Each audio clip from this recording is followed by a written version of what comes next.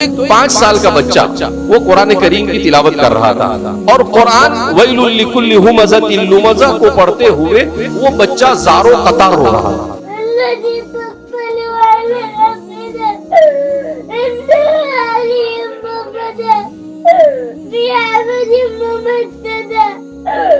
یہ 5 سال کا بچہ ہے، اس کے ماں باپ نے اس کی ایسی تربیت کی ہے کہ یہ بچہ 30واں پارہ پڑھ رہا ہے اور پورا 30واں پارہ سمجھ کر پڑھتا ہے، اور جہاں پر عذاب کی آیت آتا ہے زارو قطار روتا ہے۔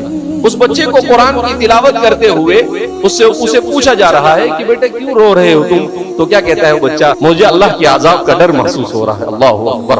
انہوں نے مجھے کہا ہم نے اپنی بیٹیوں کی ایسی تربیت کی ہے کہ ہماری بیٹیوں کے یہاں یہ التزام ہے کہ بچہ جب سے حمل ٹھہرتا ہے وہ کثرت سے قرآن کریم کی تلاوت کرتی ہے۔ جب بچہ پیدا ہو جاتا ہے تو بچے کے پیدا ہونے کے بعد ہمارے یہاں پر لازم ہے کہ کبھی بھی بچے کو بغیر وضو کے دودھ نہیں پلایا جاتا، اور اس کے سامنے کثرت سے قرآن پڑھا جاتا ہے، اور پھر اس کے بعد جب وہ تھوڑا سا شعور آتا ہے تو وہ کیا کرتی ہے، تو جو سورت پڑھتی ہے وہ ماں اس کے سامنے اس کا پورا قصہ اور اس پوری سورت کو بچے کے انداز میں سمجھاتی ہے، تو وہ بچہ اس کو سمجھ کر پڑھنے لگتا ہے۔